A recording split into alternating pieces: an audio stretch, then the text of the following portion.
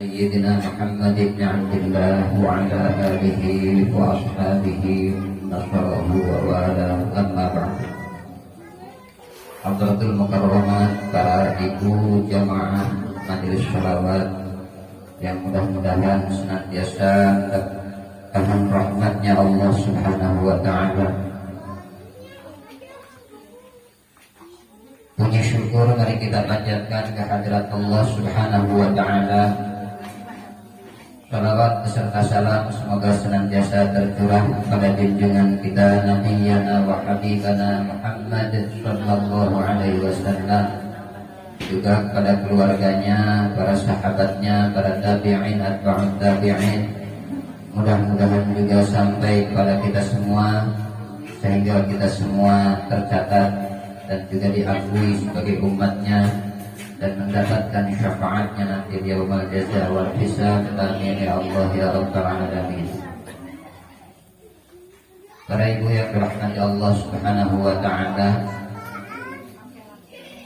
alhamdulillah alhamdulillah atas qudrat beserta iradahnya Allah Subhanahu wa Ta'ala, kita semua bisa kembali berkumpul bersama di majelis yang mudah-mudahan dimuliakan Allah Subhanahu wa Ta'ala dalam rangka menjalankan rutinitas yang mudah-mudahan menjadi tradisi bagi kita semua, yaitu tradisi sholawat. Karena sholawat adalah salah satu ibadah yang insya Allah gak banyak syarat.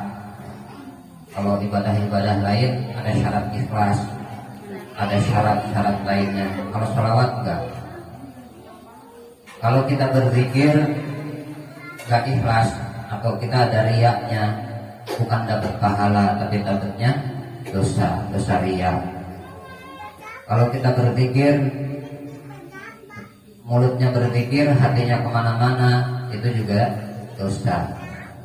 Tapi kalau kita bersholawat, bahkan walau bila huduril qalbi, walaupun hatinya nggak hadir, sholawat ya sholawat mulutnya, tapi hatinya lagi mikirin besok orang-orang mau jalan, saya kemana ya nanti, atau mikirin ini udah tanggal tua, bentar lagi bayar cicilan rumah, ya nggak apa-apa, insya Allah tetap dapat pahala dari Allah Subhanahu wa Ta'ala. Bahkan ketika kita bersholawat sambil berdendah, mengharapkan pujian orang, biar orang tahu bahwa suaranya bagus, asal dendamnya sholawat tetap dapat pahala sholawatnya. Tapi ya jangan dipupuk gitu. Mentang-mentang ada dalilnya bahwa sholawat riya pun dapat pahala, ya udah riya aja terus kan. Nah, kalau riya terus, lama-lama penghuni perumahan namanya ganti jadi riya semua, repot.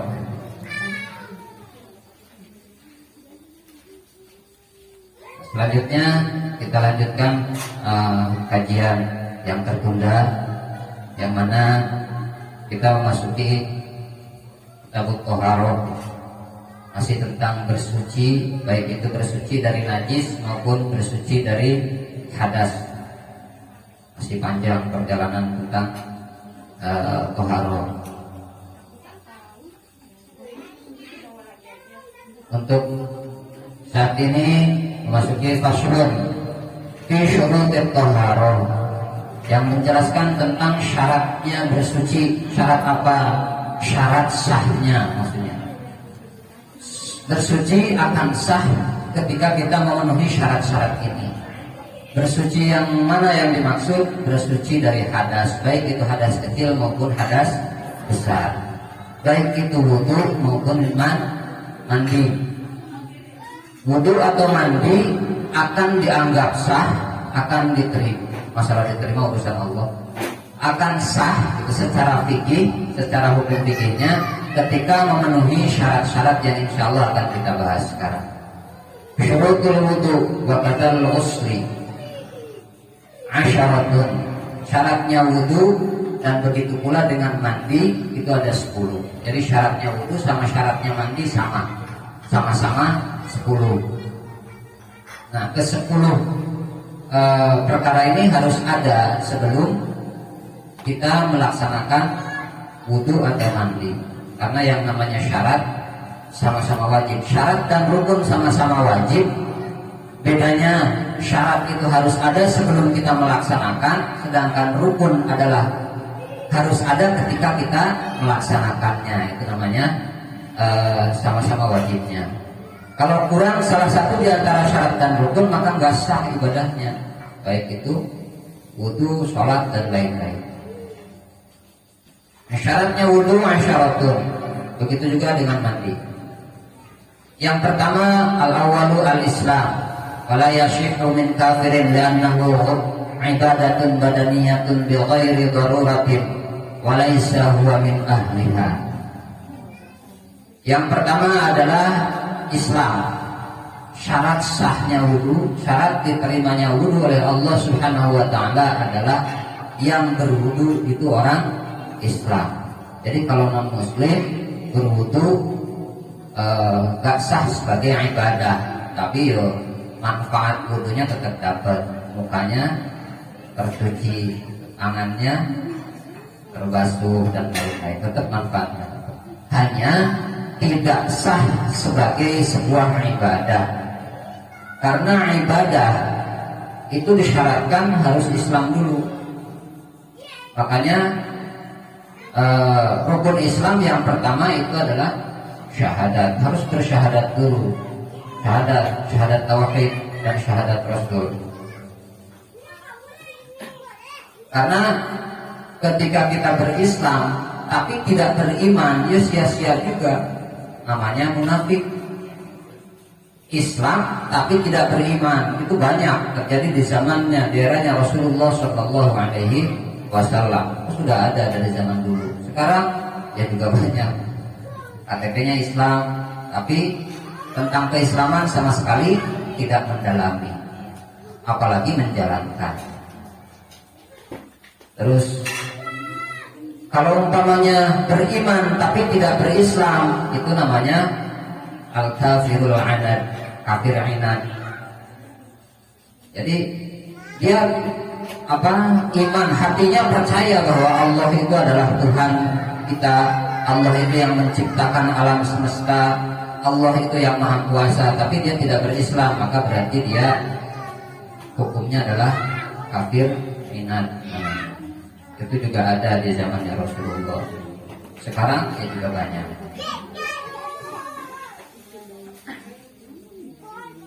Yang pertama, syarat sahnya wudhu dan juga syarat sahnya mandi sebagai ibadah, maksudnya adalah Islam. Yang kedua, wasani at-tamyiz. Syarat yang kedua itu tamyiz, nggak harus balik. Jadi tidak ada syarat mukallaf dalam wudhu.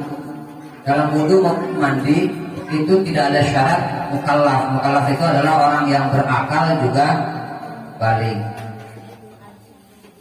Yang di dalam wudhu disyaratkan itu tamyiz. Tamyiz itu bisa membedakan antara yang hak dan yang batil. Dia bisa makan sendiri, dia bisa minum sendiri, itu tamyiz.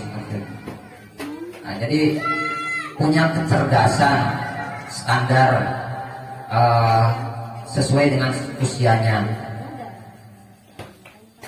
Jadi kalau anak kecil yang belum tamyiz disuruh wudhu, dia tidak sah sebagai ibadah, tetapi menjadi pahala bagi orang tuanya, pahala mendidiknya. Orang tuanya tetap dapat pahala, yaitu pahala mengajarkan ajaran-ajaran Islam, ajaran-ajaran syariat. Tapi bagi anak tersebut tidak terhitung sebagai ibadah.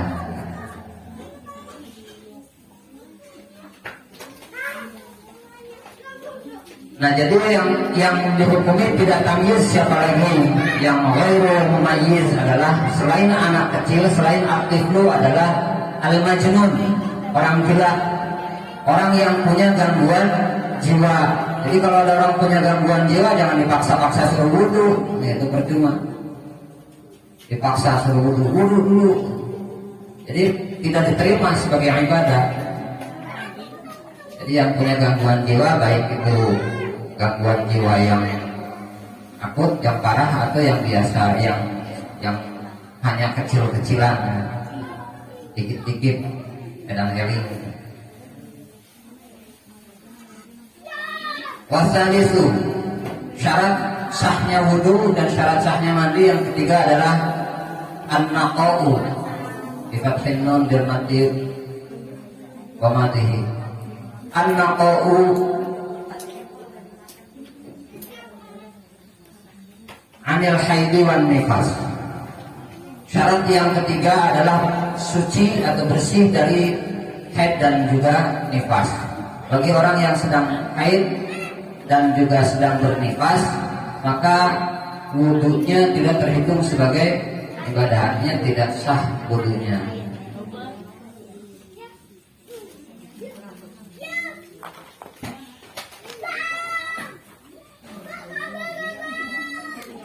Warabi'u, yang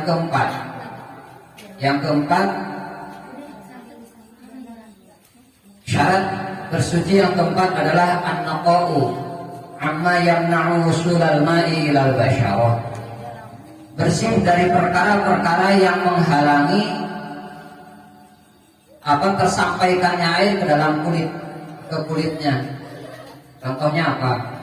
Contohnya ada, umpamanya biasanya kasus sering terjadi di bulan puasa. Orang makan sambil ngantuk-ngantuk, sahur ngantuk-ngantuk. Kadang-kadang jangankan harus bersih-bersih, makannya aja sambil merem, makanya nasinya kemana-mana, kececeran. Begitu kececeran, karena udah nggak kuat ngantuk, bangun, dia nginjek remeh ya, nasi yang tercecer.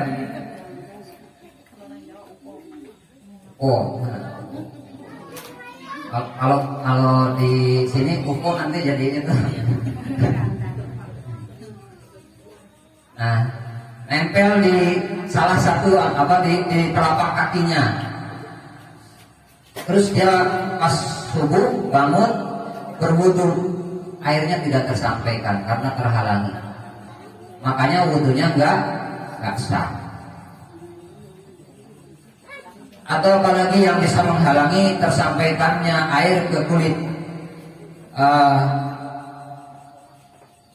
Banyak yang bisa menghalangi tersampaikannya air ke kulit. Ada min jamidin, kayak contohnya minyak nempel di kulit, itu juga menghalangi air untuk nyampe ke kulit.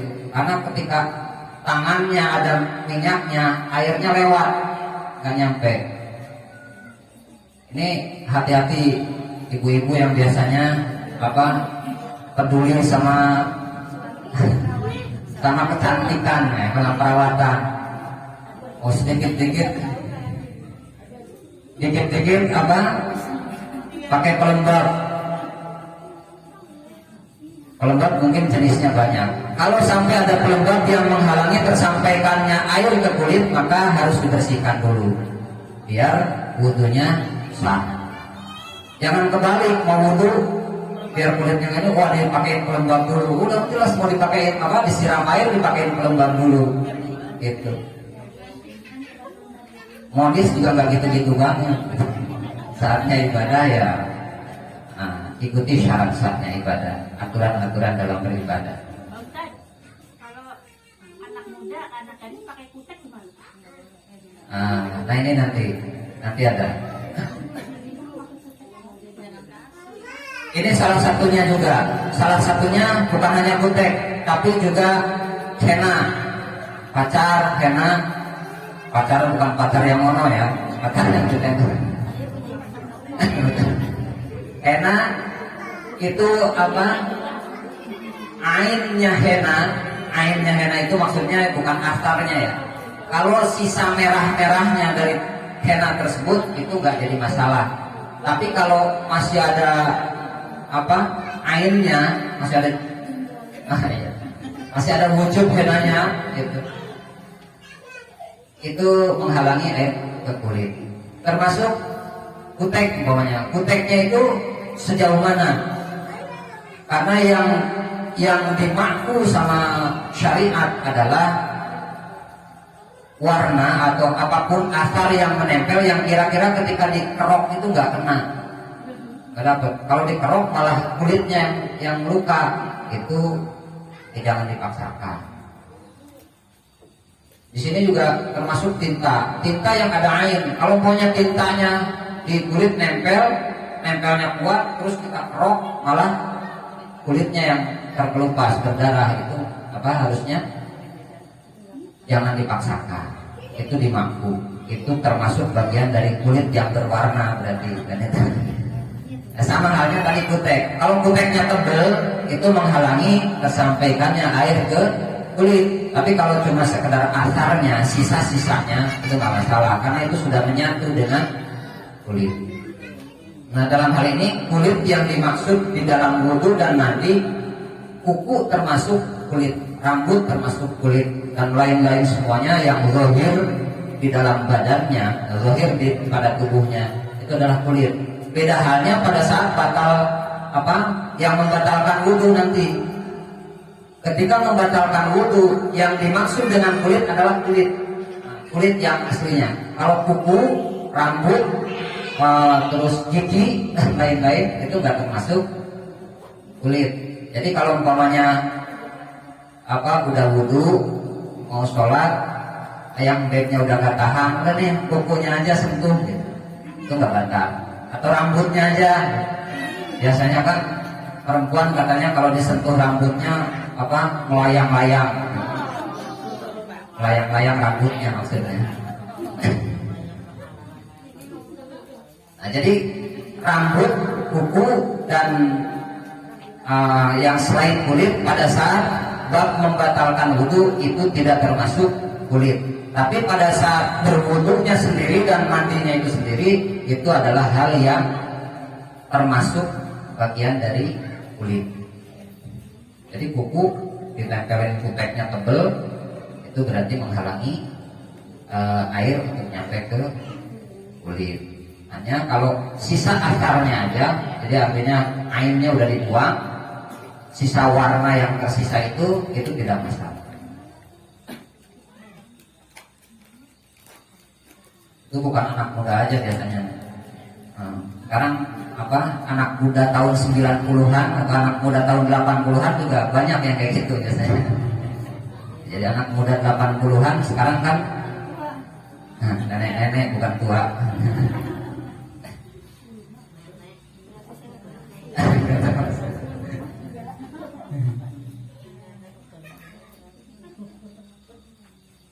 Dahnin jamidin wa syam'in wa ainin wa aini fibrin wa hinain bikhtilafi atharihima. La iraqin mutajamidin, tidak termasuk yang menghalangi air ke kulit adalah keringat yang mengering. Keringat yang mengering itu apa? Daki berarti. Daki itu tidak termasuk menghalangi air ke kulit. Jadi artinya, tapi ya kalau dibiarin aja ya bahkan emang mau dikiloin.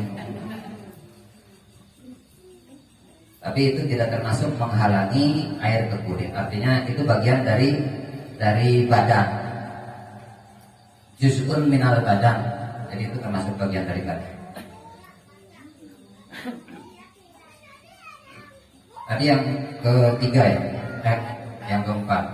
Wal khamisu yang kelima. Allah yakuna 'alal 'udwi ma yughayyirul ma'a.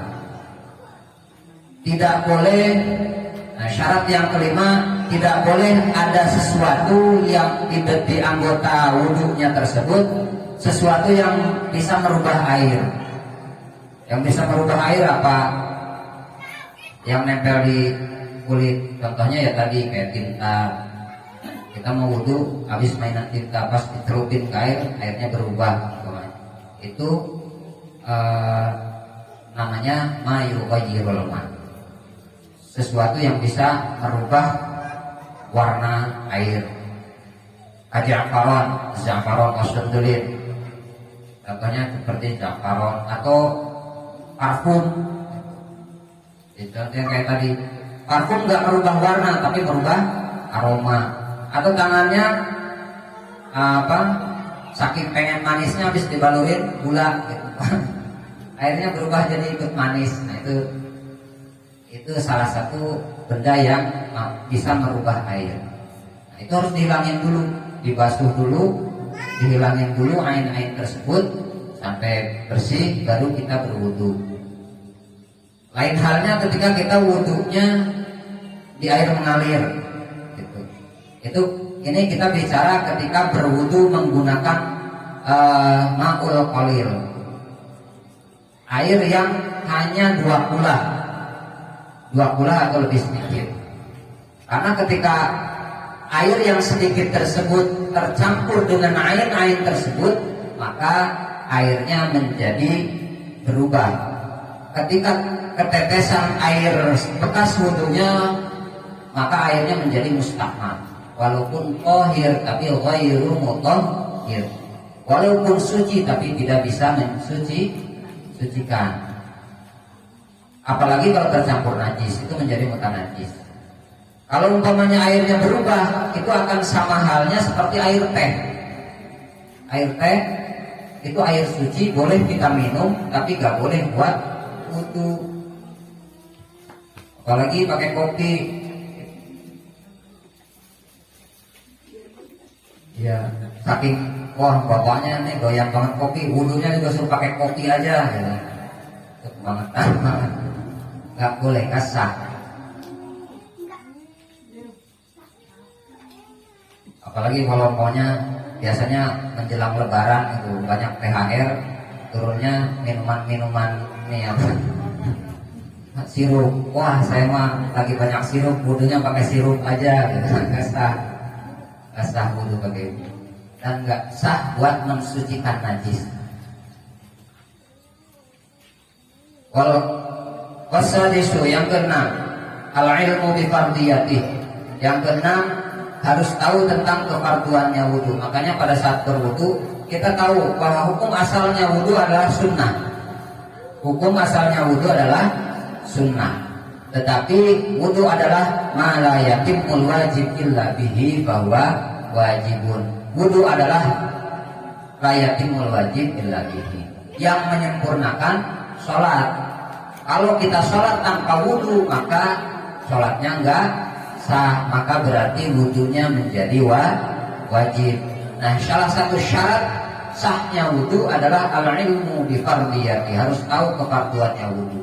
Pada saat niat, tahu kita bahwa wudu itu sunnah, tapi niatnya nawaitu wudu li raf'il hadatsil asghari fardhon.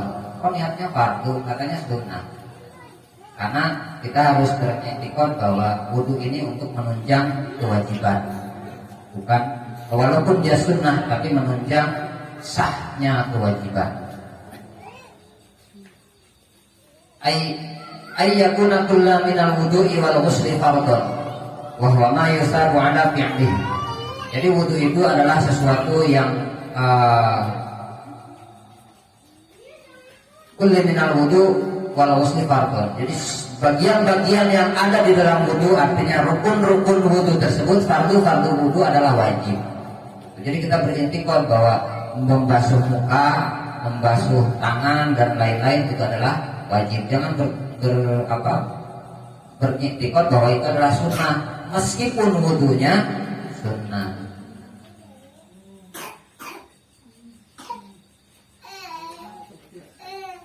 Wa huwa ma yusabu ala fi'lihi wa yu'aqibu ala tarkihi. Wasadisu wasabi'u yang ketujuh, alla ya'taqida fardhan min furudihi sunnatan. Yang ketujuh, tidak boleh mentekadkan atau beriktikad bahwa fardunya wudu itu sebagai sunnah. Jadi semua fardunya wudu ada berapa? Rukunnya wudu 6, termasuk niat, berarti sisanya berapa? 5, termasuk tartib, berarti sisanya 4. Yang pertama membasuh wajah, yang kedua membasuh tangan, ketiga musab kepala. Musab juz'un minar roksi, sebagian kecil aja juga dari kepala udah cukup. Nggak harus semuanya dibasuh, diguyur gitu. Nggak, harus diguyur semuanya, itu malah repot. Jadi hanya diusap sedikit aja menggunakan air yang baru, jangan yang bekas tadi basuh tangan, yang baru.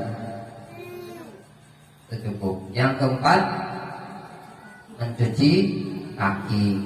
Nah itu jadi 4 yang fiqhiyahnya, 1 yang qauliyahnya, yang terakhir itu adalah susunan tertibnya. Jadi 4 yang harus kita lakukan. Nah, keempatnya tersebut adalah kewajiban yang harus kita tekadkan bahwa itu wajib. Kalau kita tinggalkan berarti nggak sah wudunya. Jadi jangan ditekadkan bahwa itu sunnah. Sedangkan ngusap telinga itu adalah bagian dari sunnah. Kenapa kok ngusap telinga menjadi sunnah?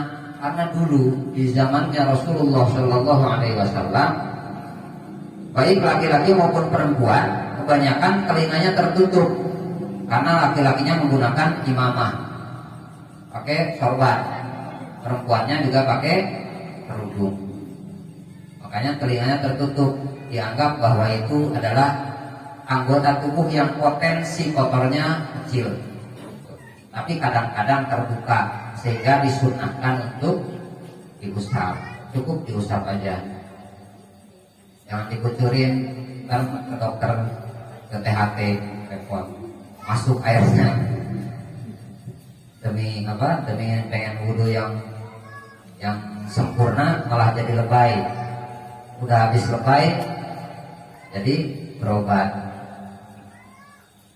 Semuanya harus dilakukan kadar perlunya, sesuai dengan standarnya. Kalau berlebihan itu juga nggak boleh, makruh, bahkan bisa jadi haram.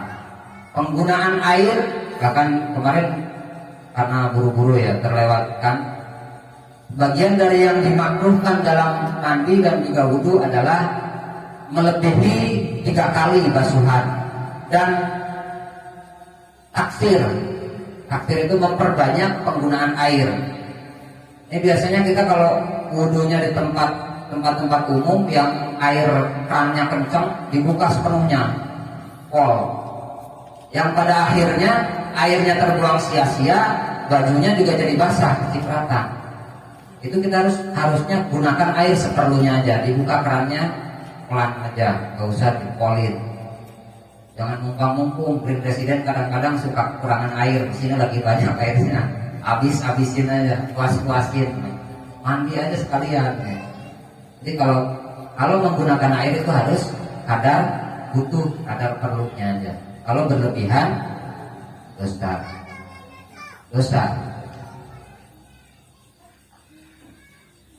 Yang selanjutnya wasaminu yang ke-8, al-ma'ut tahur, airnya harus yang suci dan mensucikan. Selain suci harus mensucikan. Yang tadi itu bahwa air itu ada yang suci tapi tidak mensucikan, ada yang suci tapi juga mensucikan. Makanya penggunaan airnya untuk berwudu dan juga untuk mandi itu harus air yang suci dan mensucikan. Salah satu air yang suci dan tidak mensucikan itu adalah air yang mustakmal. Ketika kita berwudu dari tempat menggunakan air yang qalil, yang sedikit, air bekas wudunya atau bekas mandinya nyiprat ke sana, netes, maka seluruh air yang itu menjadi mustakmal, sehingga menjadi air yang qahir, ghairu mutahhir. Airnya suci tapi tidak mensucikan, tidak sah digunakan untuk berwudu. Digunakan untuk membasuh najis pun tidak sah, tidak bersih. Bagian lain yang jenis lain atau air lain yang suci tapi tidak mensucikan adalah air yang tercampur barang suci dan dia berubah. Contohnya kayak teh, kopi dan lain-lain, atau rasanya berubah. Kita campurin gula nggak kelihatan, nggak berubah kok, masih tetap bening. Pas dicobain manis. Itu berarti salah satu dari hukmun dari rasa walaunun dan juga warna, warihun dan juga aroma. Kalau aromanya berubah, rasanya nggak berubah, warnanya nggak berubah, tapi aromanya berubah, maka itu juga berarti termasuk air yang mutaghayyir, yang berubah.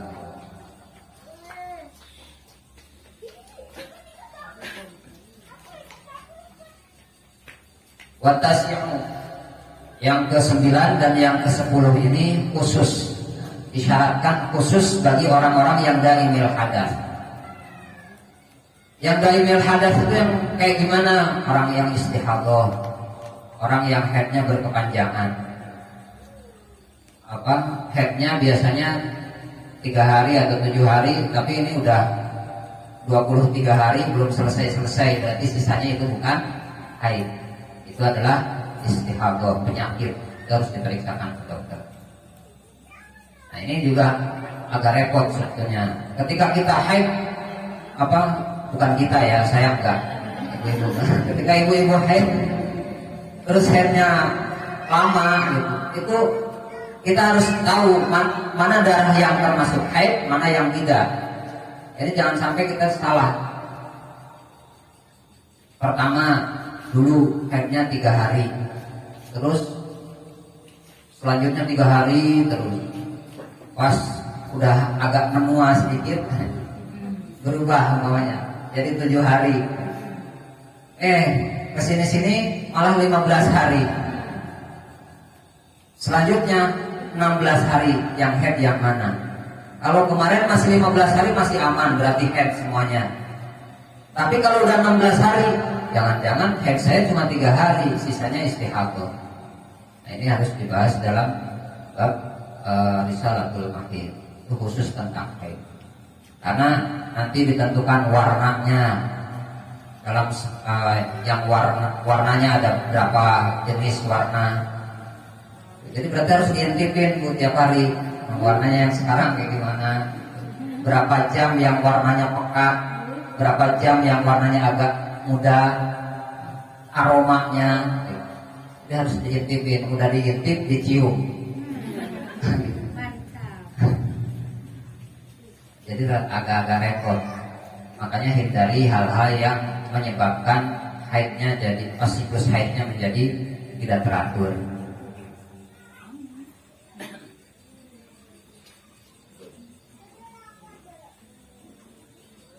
Terus yang daimil hadas, apa yang istihadhah aja? Enggak. Ada yang biasanya penyakit tua. 3B katanya kalau orang Sunda bilang. Orang yang pipis terus-terusan atau kentut mulu kan, nggak berhenti-berhenti, kentut mulu, nggak berhenti-berhenti, entah itu sobek atau gimana nggak tahu. Tapi biasanya ada yang kayak ganti pentil. Nah itu kalau yang kayak gitu, ini disyaratkan 2 syarat terakhir ini, yaitu al-muwalah, dukhulul waqti. Wudunya harus sudah masuk waktu ketika wudunya tujuannya untuk sholat. Karena kalau tidak tujuan untuk sholat, buat apa lagi kalau buat orang yang daimil hadas, wudunya belum selesai udah batal lagi. Wudunya belum selesai udah batal lagi. Nah bagi orang yang daimil hadas, yang istihadhah, yang tadi kentut terus-terusan itu berkepanjangan, ya nggak usah dibayangin orang kentut terus-terusan kayak gimana, lagi jalan bunyi terus gitu kan, udah kayak knalpot. Atau orang yang buang air kecil terus-terusan, dia wudunya harus sudah masuk waktu dengan cara dibersihkan dulu tempat keluarnya najis, atau dia istinja, dia cebok dulu yang bersih, terus ditutup sekira-kira nggak keluar. Ini agak repot nih. Kalau yang kentut ntar meledak kalau ditutup. Ini bagi yang haid. Bagi yang haid ini agak repot. Karena apa? Karena nanti ada pembeda antara bikrun wa saibun. antara perawan sama bukan. Saibun di sini hukum saibunnya dalam hal ini bukan maksudnya yang sudah pernah menikah. Terus ini bukan. Tapi saibun di sini maksudnya yang pernah melakukan hubungan badan, baik itu halalun wa haramun. Artinya orang yang bukan perawan. Yang bukan perawan ini agak repot karena agak dalam. Nutupnya sampai mana? Yang kira-kira ketika istinja itu gak wajib dibersihkan,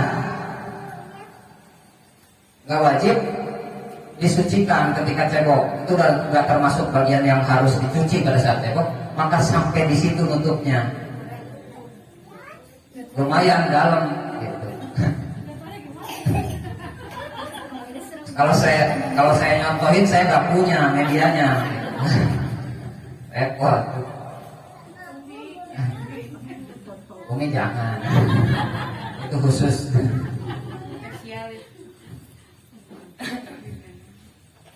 Jadi apa ditutup? Ya, maksud saya harus saya jelasin ya. Kira-kira kapas, gitu. Pakai kapas lah gitu. Tapi jangan sampai kering, ntar nyabutnya susah. Kapas di muntel atau kainnya dipilih yang halus ya, jangan yang kasar, nanti lecet. Dimasukin sekira-kira sampai ke daerah yang tidak wajib untuk dibasuh. Jadi itu harus seperti itu. Tapi zona kira-kira aja, nggak usah sampai dirasa-rasain banget. Nanti malah nggak jadi wudu. Terus ngurusin. Kira-kira.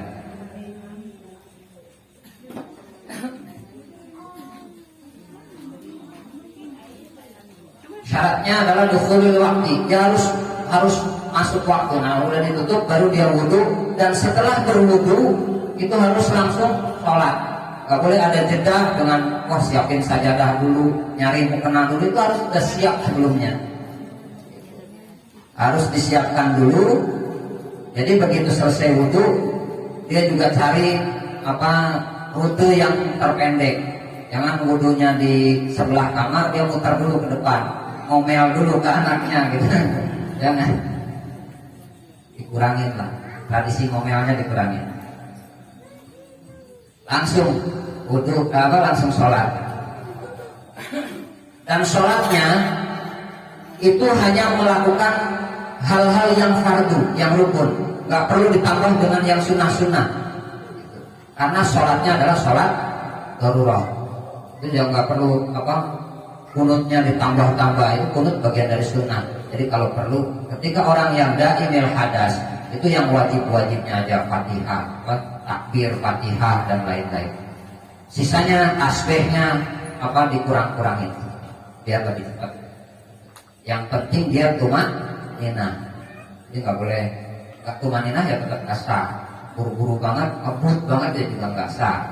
Harus tumanina. Tumanina itu wasukun bainal harokataini biqadri subhanallah. Diam, anteng di antara dua gerakan. Kira-kira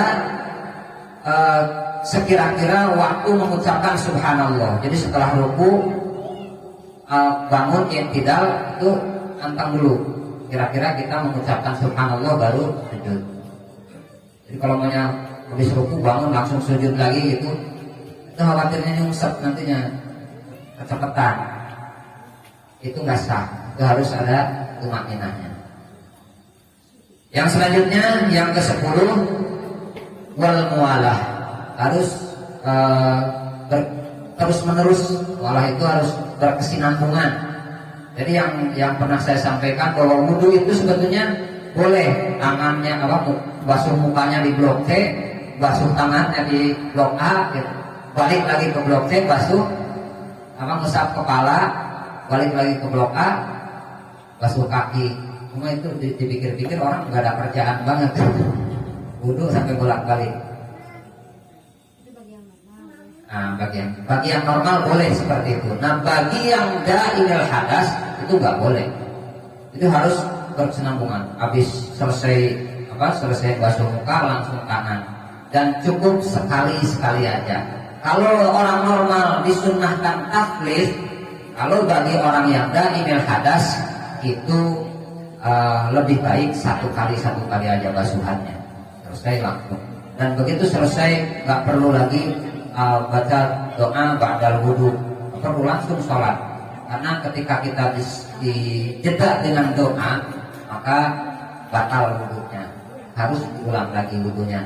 Repotnya lagi mengulang wudunya, harus mengulang cepoknya. Berarti artinya apa? Ngorek-ngorek lagi gitu. Jadi harus hati-hati. Salah satunya itu. Hanya itu yang bisa saya sampaikan. Mudah-mudahan bermanfaat bagi kita semua, dan mudah-mudahan jadi jariah bagi para guru, para musannif, para mu'allif tugasnya, dan mudah-mudahan juga menjadi sebab bagi kita semua tergolong pada orang-orang yang yaltamisu bihi ilman, orang-orang yang tafaqquh fi din. Amin ya Allah ya rabbal alamin. Akhirul qouli billahi taufiq wal hidayah wa ridha wal inayah. Assalamualaikum warahmatullahi wabarakatuh.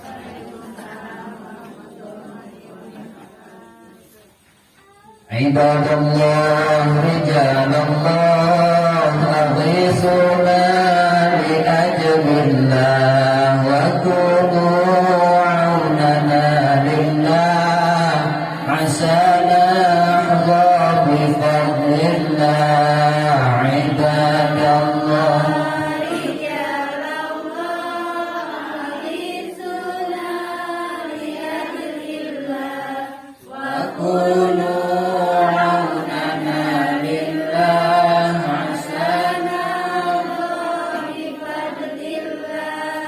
ويا أقطاب ويا أنجاب ويا سادات ويا أحباب وأنتم يا أولي الألباب تعالوا وانصروا لله عباد الله رجال الله أغيثونا لأجل الله وكونوا عوننا لله عسانا بفضل الله. سألناكم وللزلفى رجوناكم وفي أمر قصدناكم فشدوا عزمكم لله. عباد الله رجال الله أغيثونا لأجل الله وكونوا عوننا لله عسانا بفضل الله. ويا ربي بسادتي تحقق لي إشاراتي عسى تأتي بشاراتي ويصبو وقتنا لله. عباد الله رجال الله أغيثونا لأجل الله وكونوا عوننا لله عسانا بفضل الله. بكشف الحجب عن عيني ورفع البين من بيني وطمس الكيف والعين بنور الوجه يا الله. عباد الله رجال الله أغيثونا لأجل الله وكونوا عوننا لله عسانا بفضل الله. صلاة الله مولانا على من بالهدى جانا ومن بالحق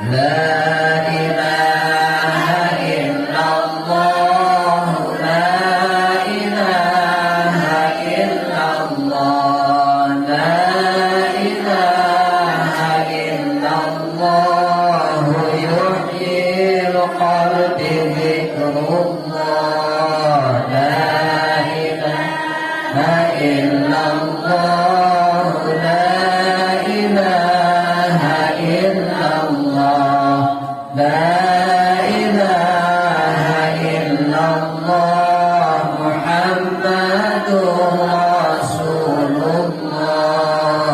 Allahumma shalli ala sayyidina Muhammad